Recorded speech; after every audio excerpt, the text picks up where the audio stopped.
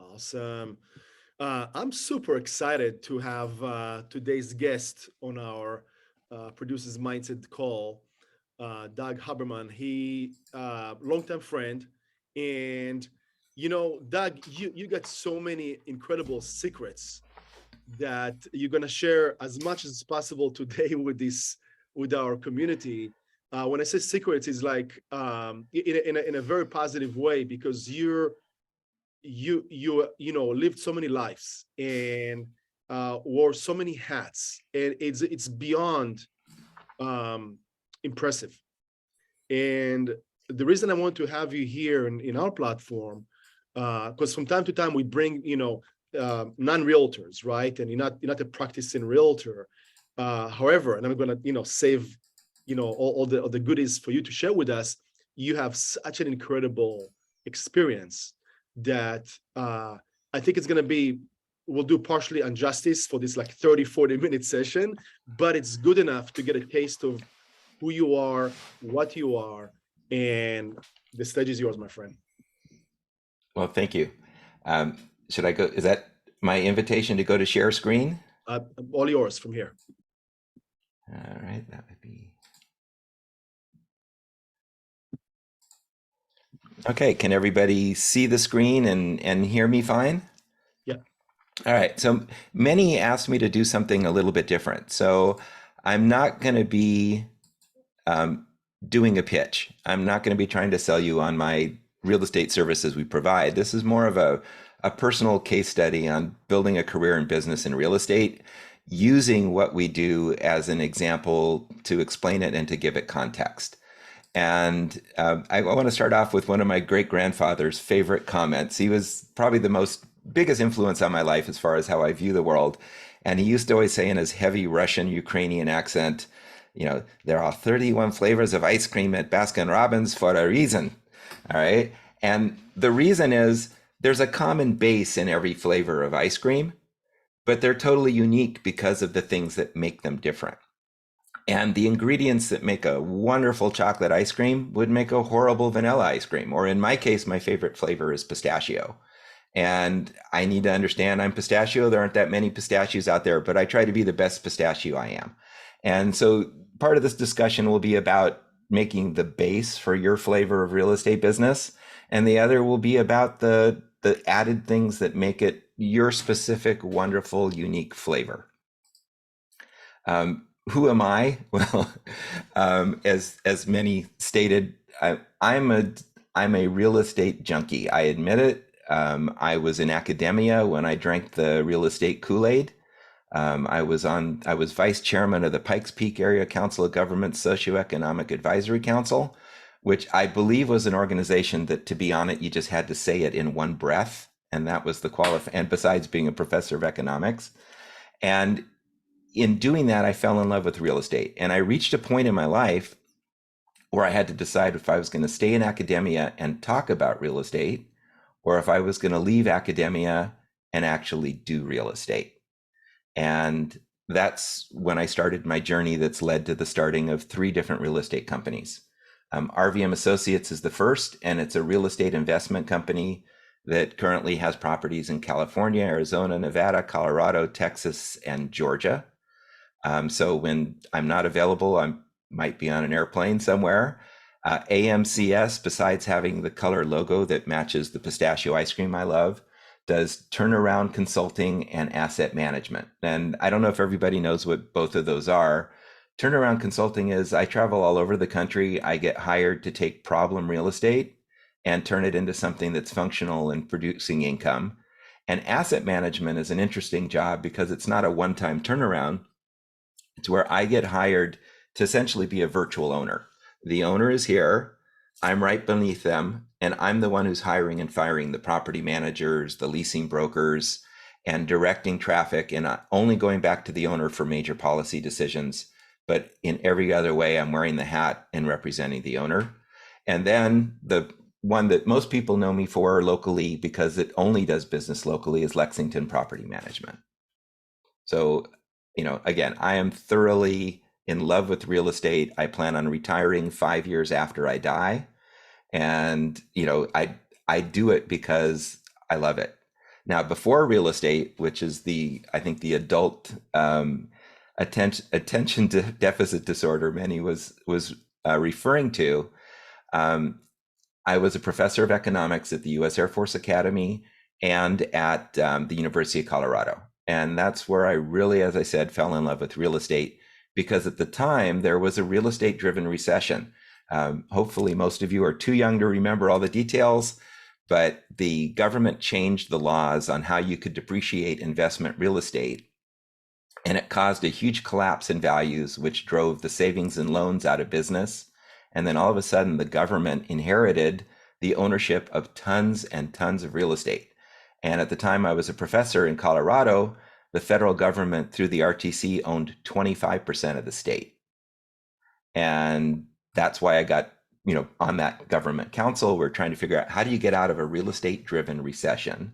And how do you get assets out of a government caretaker status into private hands so progress can be made? So that's how I started viewing real estate. It was from that perspective. And as I said, I made the decision, since I didn't want to talk about it, I wanted to do it. But the most formative part of my military career was flying F-111s and the follow-on assignment as the liaison to the French, German, and British Ministries of Defense for electronic warfare, because that really drove home to me more of a world perspective, but more of a personal perspective of learning to appreciate that life is fleeting and we need to make the most of our life right now and not put off to tomorrow what we can do today. And the reason that was formed in me so strongly is, by the time I was 24, 6 of my best friends had died in training accidents, not in combat, and doing exactly what I was expected to get up the next morning and do and do again and again and again. And oddly enough, at a young age, having a career where a lot of your friends are dying creates a very positive attitude about now. And that has definitely stayed with me ever since. And helped me develop what I call my 5 core values. And that's gratitude, service, and giving back, which also came from my military career and watching family examples. A singular focus on success or on the mission. And the way that came to me was, when you're flying 600 miles an hour, 100 feet off the ground, you can't get distracted for 5 seconds. If you do, you're dead. So you have to have a singular focus. You have to not let anything off to the side distract you from your mission or from your destination. And that's something that's very applicable to the business world as well. I also learned to be direct. When you're in that kind of intense environment, there's no time for playing games. Just say what you mean what you say, and move on and make it happen. And the other thing I learned was Darwin was right. And by the way, about natural selection, not about you're going to die if you don't have the right skill set. That was a very short part of my life. But what I did learn in the military is that times are always changing. Conditions are changing. Weather is changing. Enemy technology is changing. And you had to constantly adapt. Just because you were on it and had a lock on everything you needed to be successful today did not mean that you could be successful or survive combat tomorrow. And in many ways, when we discuss it, you'll see that there's very, very definite parallels in the civilian life and in business.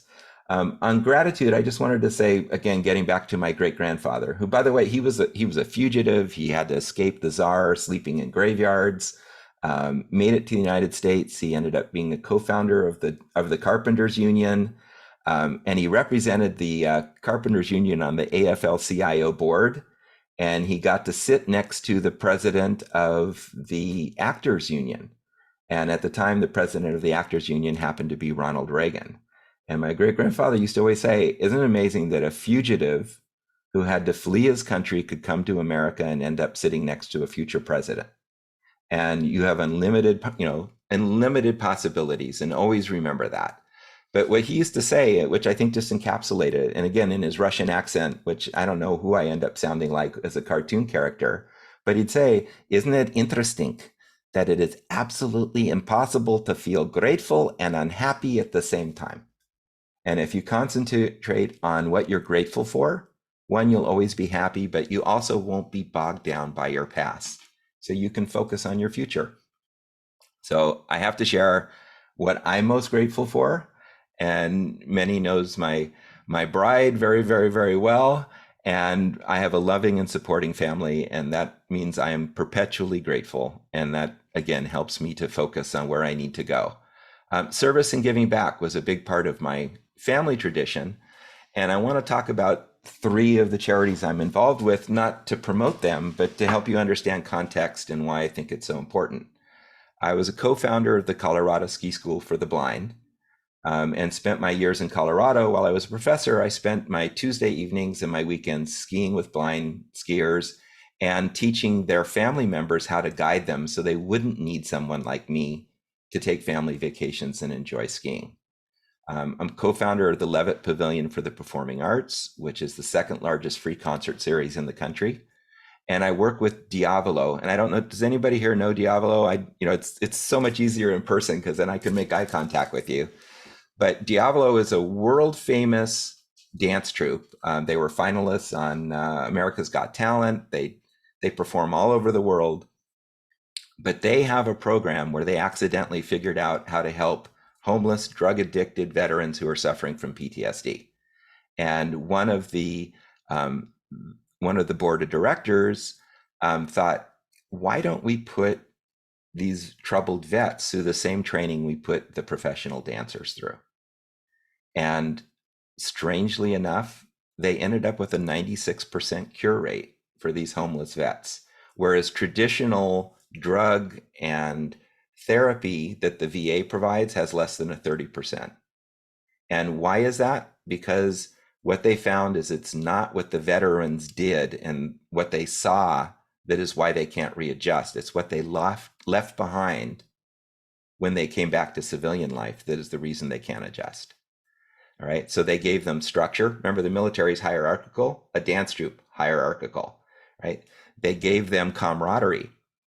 When you're in the military, if you know somebody who's really a combat vet, I guarantee you they don't tell blood and gut stories and talk about everything that they saw and did. But what they do is they'll ask something as innocuous as, what unit were you in? And the reason they're asking that is not because they really care what the number is of your unit or what the insignia is. They know by unit what you experienced and what you went through. And you answer with the unit that went through similar things. You make eye contact, you never say a word, but you feel supported because you know you're with somebody who has a commonality of experience. And that's something that's essential to human life, to all human beings. But in the military, right, while you're surrounded by people who have that unspoken camaraderie. You get sent back to your home, there might not be a single combat vet that you make contact with. So they feel isolated. Put them in a dance troupe, all combat vets. They have the camaraderie, they have the structure. And then there's the last thing that's missing when they come back. When you have a job where you're willing to die and your friends are dying, you have to feel like you have some higher purpose, that there's something here that's worth dying for, that the price paid by your friends wasn't a waste. It wasn't meaningless, right? And so they come back to civilian life and they're like, oh my God, my most important consideration is, am I going to make my car payment this month? How am I going to pay my rent? Well, how do you go there from having a profession where people are willing to and are dying, people who are dear to you? And so our vets have a higher purpose now. They perform all over the United States as spokesmen for veterans. And they most recently just performed at the Kennedy Center. Now, I share this not to promote any of these, but to show that by getting involved and giving back in areas that are of particular interest to you and that touch your life, right, does 2 things. One, you make contact with people who have common interests. You have contact with people who view the world very similarly to you. Those are people who can help you expand your base and your business. But also it reinforces the gratitude. Remember, because it's gratitude that helps you focus on the future, right? How can you spend a day with any of the people that you're helping and then go and just get totally thrown into a tizzy because the dry cleaner, destroyed your favorite Burberry shirt? You just can't do it. So it helps keep you on task, focused, and connected, which again is a very human need. The singular focus, again, is really important. don't get off track because of what other people say or what other people do. And again, I'm a walking collection of quotes, and I apologize, but since Meny knows it, I guess I had tacit approval to share a few of them. And George Bernard Shaw said, "The reasonable person adapts himself to the world. The unreasonable one persists in trying to adapt the world to themselves." All right. Therefore, all progress depends on unreasonable people. And that's not unreasonable people from the perspective of acting difficult, right? Or being persnickety. It's unreasonable in the sense of not accepting the restrictions and boundaries that other people place upon you. It's really, really important to acknowledge that every first and every biggest is the result of somebody not accepting that what is all there is and all that there could be. So be unreasonable from the perspective of don't accept that just because somebody else is the pinnacle of what is, that is the pinnacle of what can be. Aspire to see how far and how great you can be using the tools that you have. The being direct is really important. In business, people need to understand what you mean. And if what you do and what you say are not consistent, it diminishes their trust in you, but also it increases the opportunities for misunderstandings. Try to be consistent. Ralph Waldo Emerson said, "What you do speaks so loudly that I cannot hear what you're saying." And I always tell my staff, if you're dealing with someone, because we deal with hundreds of clients, if what they do and what they say conflict, what they do is who they are.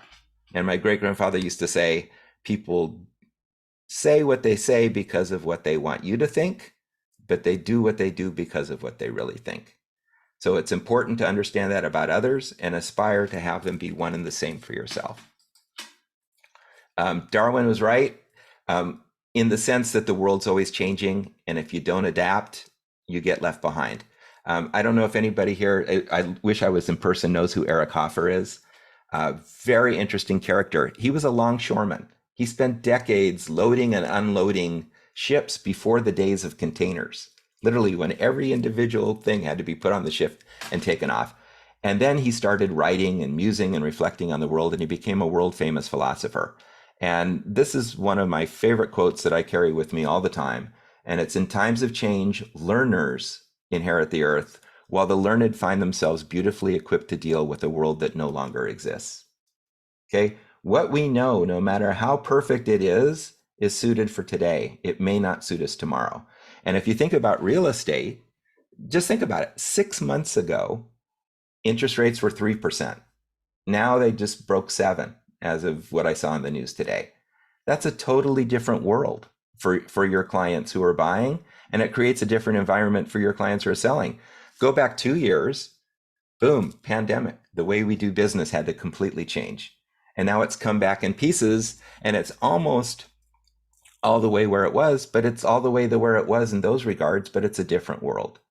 So we have a duty and an obligation to ourselves to never stop learning. And that's the only way to make sure that you're successful today and tomorrow. And when I was a professor of economics, I used to always share the study of Studebaker. Most people don't know that Studebaker was the world's largest manufacturer of horse-drawn carriages, but they just couldn't make the transition to automobiles. So even though they were the very best at what they were, the world changed and they couldn't adapt. And just like the dinosaurs, they disappeared into the past. So we have an obligation to ourselves in the present and to always be planning and learning and equipping ourselves for the future as well. So you know who you are, you know what your core values are. What are the steps? What did I go through to try to build my 3 real estate companies? The first was choose your role models carefully. My primary role model was a gentleman by the name of Arnon Adar. I don't know if anybody's heard of him. He's the second biggest blind real estate investor in the United States. He and Steve Wynn have the same disease, retinitis pigmentosa. And I met Arnon because actually through the Colorado Ski School for the Blind, I'm the one who taught him how to ski slalom. Even though he can't see, he wanted to do gates and be able to race. I've climbed Mount Kilimanjaro with Arnon, and I've spent all of my years viewing him as a role model. Why? Because I could model myself on his knowledge and experience and seeing him adapt to the changing real estate market, but also for those intangibles, his integrity, vision, his positive attitude, sense of humor.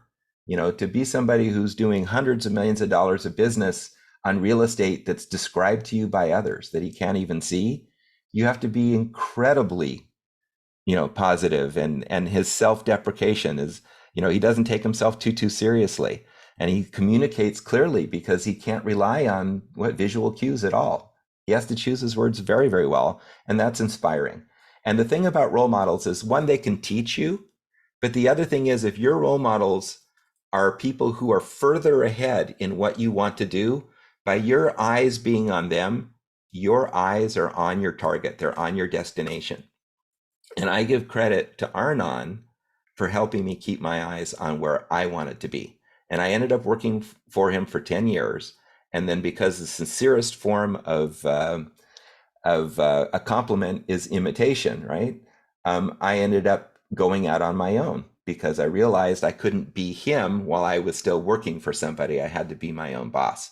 But the other thing I've learned from my other experiences, whether it's flying jets, racing cars, or riding horses, I don't know if anybody else is a horseback rider, there's only one way you get where you want to go, and that's keep your eyes on the destination. And role models play multiple roles in girding and equipping us, in teaching us and helping us keep our eyes there. The other is pick a niche. You cannot be all things to all people. You can't be all things to the industry that you're in. And by the way, being realtors, you're far more than just an employee. You are a business owner. You're building a business. Far more is expected and needed of you because you're wearing both hats. Yes, you have to be reliable. You have to show up. You have to be prepared. But you have to build a business, and that requires that you be the strategic thinker and driving force in your business, not just somebody who does tasks. Now, the stream that I showed here it's beautiful. It's in Canada. I could have done a bigger picture. It's 100 yards wide, and its deepest point is about 2 inches. All right. So here's what you can learn from it. It's beautiful to look at, but absolutely nothing big can live there. It's too shallow. So you have to develop depth if you want to have anything in your business that's going to be real, substantive, and long lasting. You cannot just dabble in a lot of things. You have to focus. You have to be known for something that you do as good or better than anyone else. All right. Take an honest assessment. And this is one that I struggle with constantly because you have to be honest with yourself. And sometimes that's really hard, but you have to assess your strengths and weaknesses for 2 reasons. One, you want to be here. You know where you want to be. You want to be a producer, you want to do 50 sales a year or whatever it is that you want to do. You want to be there. But how do you chart a course there if you don't know what your starting point is? You have to know where you're starting from to get to a destination.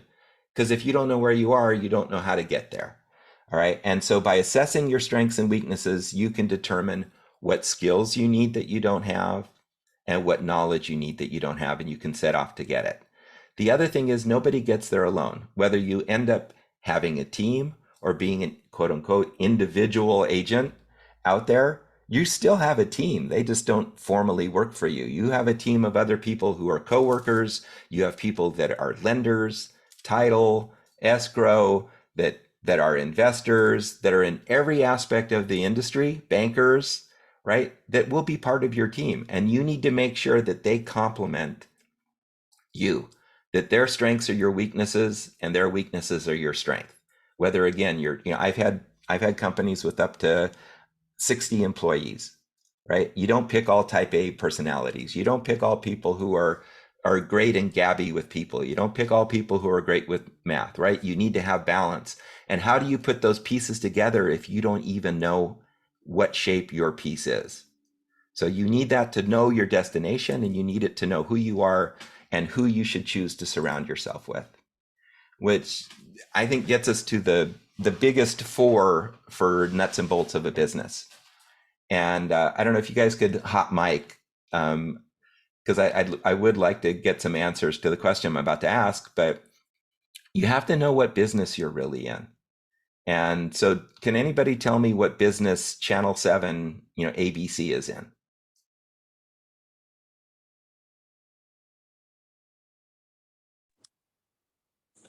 Entertainment. Okay, that's a good one. Anybody else? News. News. Okay. That's the station with the news. All right. Any other offerings? And they're trying to get mind share. Okay. All right. The answer is they're in the business of selling advertising. Mhm. Everything that they do is so that they can sell advertising. They need viewership so they can sell advertising. They need more viewership so they can charge more for the advertising. Google, they're not in the business of free email and searching. They're in the business of data harvesting because that's what they sell. All right. So what you see on the face may not really be what the business is. And you need to take a really good look at yourself, because I know each of you have different takes and are looking at different things, but what is your business? And that leads you to who is your customer? ABC's customer is the person who buys the ads. It's not the person watching the TV show, right? Their viewership is, they put a lot of time and effort into it. They spend millions and millions of dollars, right? They pick their celebrities carefully and everything else, but that is just to get the people in place so they can address their customer. So who is your customer? You need to really, really know that. All right. And then choose a business model and understand its strategic significance, and then develop your pipeline. And for that, we'll look at me. All right. So I have these 3 companies. What is my business? What am I really trying to do? What does all of this bring me to? And what business am I in? I'm in the business of buying turnaround properties, value-added properties, making them into something that produces income, holding them for long periods of time, and then selling them and trading into the next opportunity. And everything else I do is just to help me do that. So who's my customer? Ultimately, it's the person who invests in my projects. All right. Now, it doesn't mean that there's not a million other things that are super important, but I have these 3 companies. All right. But ultimately, it's all to make sure that RVM works. For me, AMCS and Lexington are the equivalent of, if sticking with Channel 7, one of them is David Muir, and the nightly news, and the other one would be pick your favorite sitcom on ABC. Okay, so what is my business model? In my particular case, I chose a B2B business model. I do not go out and actively try to get clients for any of my companies. All right, everything that comes my way is based on a relationship, business to business, between myself and my staff, with the attorneys and accountants, conservators, fiduciaries, financial managers, and realtors. So for example, and the balance is very different. Lexington, 80% of the business comes from realtors. AMCS, probably 100% of it comes from accountants and or attorneys, because they have clients with problem assets, right? And they need someone to save their client. All right. So that's part of business to business. We don't go straight after the consumer. We work to have mutually beneficial relationships that will help us build our business. And we can only build the business by helping the referrer build theirs. All right. A client referred to us is the client of the person who referred us. So for example, let's say you referred Lexington, a property management client, and that client says, hey, Doug, I need a real estate attorney. Well, I'd say, well, there's several that we could refer to you. Let me do a little checking and I'll get back to you. Then I'm going to pick up the phone. I'm going to call you and say, your client just asked me for a real estate attorney. This is what their concern is. Who would you like me to refer? All right. Because my job is, and then when I call them back, I'll say, I talked to Bob and we both think that you should consider so and so or so and so. And I always refer more than one because there's a personality element. It's not just, competence. So then they'll have two really good choices, and they'll be able to pick the one that they feel most comfortable with. The other thing in a B2B model is we have to put a lot of time and energy into saying thank you. And that is we give testimonials, we post reviews on social media, and we make sure that the people who refer us business know that they're being recognized for doing so. All right, pipelines. If we can go hot mic again, what pipelines do I need to be successful in my business? I so wish I could stare at somebody and intimidate them into answering.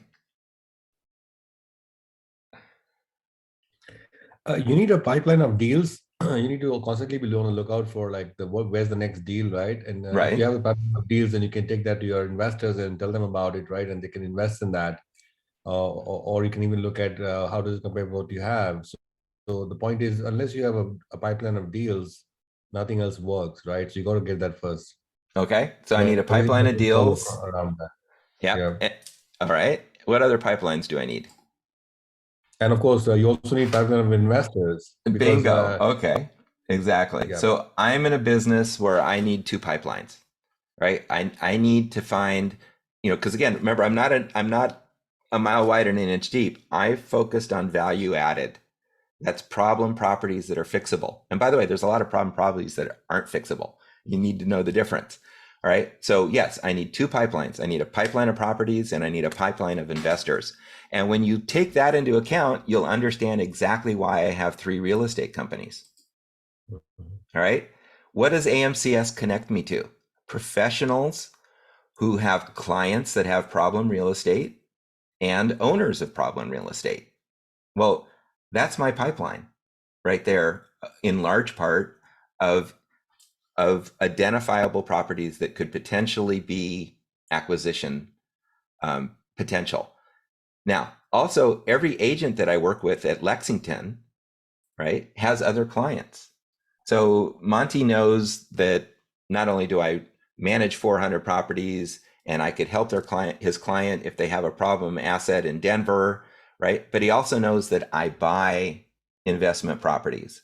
So if one of his other clients says, hey, I've got this little shopping center, or I've got this apartment building, and I want to sell it, guess what? Monty knows he probably has a Rolodex with 50 potential buyers, but now I'm in that Rolodex. Oh my God, I just dated myself. I'm shocked and appalled at myself. I actually used to have one of those. But Monty knows he can call me, right? And Shireen, same thing. You could call me if your client is selling a property because you know that I'm a buyer. So I'm building my property pipeline by being in those two businesses. And then the other thing is I need investors, but what do I do? Start cold calling? What are there, 10 million people in the LA area? What do I do? Start cold calling everybody to see who not just has money to invest, but invests in real estate? Well, guess what? Every single person that I asset manage for at AMCS or that I property manage for at Lexington, guess what? They own a rental property.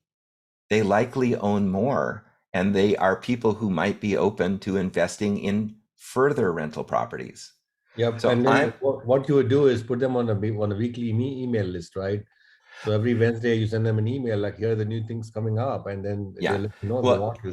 And I don't do that, and the reason I do that is just because I don't want people who are referring me focused or offended on the fact that I'm actively farming everybody that they refer to me. It's if it comes out, because I have discussions with every single one of the property owners. And if it comes out that they're looking for additional investments, then I'll say, hey, I'll keep you in mind. And then I'll keep them informed as future things come up. But, and typically people are investing 50,000, 100,000, they're not like buying a property. If they're buying a property, they're going to deal with somebody like you and just buy it directly. So, but this is how I'm building relationships. And I trust that through those relationships, it will come out. It'll come out naturally. Okay. And so that's what I do. And I'm in the business of planting seeds and watering. All right. And I feel like the harvesting comes naturally, if you don't mind, if that's not too many agricultural metaphors. Now, getting back to business, and I'm not pitching you guys because I know you're from all over the LA metro. And for example, Lexington, we're LAX to Valencia, San Dimas to Santa Barbara. So like, for example, everybody who's in the South Bay or who's in Long Beach, we don't service the area. But because you run a business, you're not an employee, you have to make referrals. Your clients, if they trust you to help them find an accountant, a lawyer, a property manager, and other things, then they'll trust you with the buying and selling of their real estate. So you need to be able to make referrals you can trust. You might even have a client who says, you know what, I need a property manager in Colorado Springs. Could you help me? Well, now all of a sudden you're cold calling property managers. You have to vet them and make a good referral. So I want to share with you what you need to look for in a property manager to make sure that you make a referral to your client that cements that relationship, that doesn't undermine it. I've lost clients by referring them to an accountant or an attorney who dropped the ball. And not only did the person who got referred get fired, I did. So I understand how risky this is. And I only make referrals, now when I'm 100% positive that they're going to make my relationship like this with my client. So what are you looking for? Everybody says confidence, experience, professionalism, of course. But what you really want is a checklist of what you're looking for when you're interviewing a property manager for your client. Complete transparency. Does your client have 24/7 access to all their records? And that means financial records, of course, but maintenance records, legal documents, everything. Financial segregation. Is there a separate bank account for every property? If your client has 8 properties, you want a property manager who's going to have 8 separate bank accounts. It's not illegal to commingle with the common owner, but it's unwise because you open yourself up to all sorts of errors. Electronic payment. Why is that so important when you're referring a property manager? Not just so checks don't get lost in the mail, but so you eliminate the worst error a property manager can make. And that's a pile of checks come in the mail and they deposit your client's rent check into another property's account. Just like it's really, really hard. It's better not to file a piece of paper than to put it in the wrong cabinet. It's better not to deposit a check than to deposit it in the wrong account. It's a nightmare, right? Electronic payment eliminates that, as well as tenant excuses. Preventative maintenance, right? Doing the small things that are going to protect your client's property from big things going wrong. But there's another reason it's so important. If they're out doing preventative maintenance 4 times, right, a year, that's 4 inspections, all right? And then credit reporting. And why is that so important? It's so important because when you're a tenant and you're short of money, get your head into their mind process. If I don't pay my car payment, I get a ding on my credit. I don't pay my credit card, I get a ding on my credit. I don't pay my rent, I get an angry phone call. What are they going to elect? The angry phone call.